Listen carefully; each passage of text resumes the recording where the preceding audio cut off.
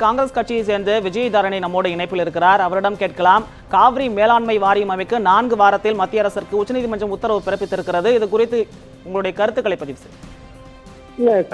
காவிரி மேலாண்மை வாரியம் அமைக்கப்பட வேண்டும், காவிரி ஒழுங்காற்றுக்குழு அமைக்கப்பட வேண்டும் என்று நிறைய நாட்களுக்கு முன்பாகவே உச்சநீதிமன்றம் அறிவுறுத்தி இருக்கிறது மத்திய அரசுக்கு. கெசட்ல பப்ளிஷ் பண்ண உடனேயே மத்திய காங்கிரஸ் ஆட்சி இருந்தபோது தான் கெசட்ல பப்ளிஷ் பண்ணோம். அது பண்ண உடனேயே இதெல்லாம் அமைக்கப்படணும்னு சொன்னப்பதான் ஒரு அந்த நம்முடைய பொது தேர்தல் வந்தது. அந்த தேர்தலில் ஆட்சி மாற்றம் ஏற்பட்டு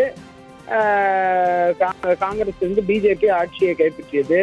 பிஜேபி ஆட்சிக்கு வந்து கிட்டத்தட்ட 2 ஆண்டு காலத்தை நிறைவேறக்கூடிய இந்த நேரத்துல இன்னுமே இந்த காவிரி மேலாண்மை வாரியம் அமைக்கப்படாத இருப்பதனால்தான் உடனடியாக காவிரி மேலாண்மை வாரியம் 4 வாரத்துக்கு அமைக்கப்பட வேண்டும் என்று உச்சநீதிமன்றம் வலியுறுத்தி இருப்பதாக நான் பார்க்கிறேன்.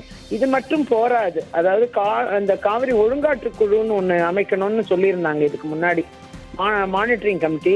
அந்த மேலாண்மை வாரியத்துல இத்தனை டிஎம்சிக்கு இத்தனை கன அடி தண்ணீர் திறந்து விட வேண்டும், இன்னென்ன காலகட்டத்தில் குறுவை சம்பா என்று ஒவ்வொரு காலகட்டத்தில் இன்னென்ன தண்ணீரை திறந்து விட வேண்டும் என்ற மேலாண்மை வாரியத்தின் நீர் மேலாண்மை குறித்த கருத்துக்களை மேலாண்மை வாரியம் முடிவுகளை எடுத்தாலும் கூட இந்த ஒழுங்காற்று குழு தான் வந்து தண்ணீர் வந்து அதிகமா கர்நாடகால மழை பெஞ்சு தண்ணீர் இருந்தும் கூட தமிழகத்துக்கு திறந்து விடப்படவில்லை என்ற நம்முடைய குற்றச்சாட்டுக்கு அவங்க தான் வந்து அந்த ஒழுங்காற்று குழு தான் அதுக்கு தீர்வு காண முடியும்.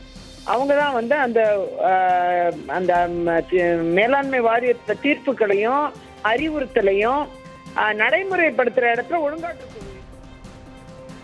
தொலைபேசி வாயிலாக வந்து காவிரி மேலாண்மை வாரியம் குறித்த உங்களுடைய கருத்துக்களுக்கு நன்றி.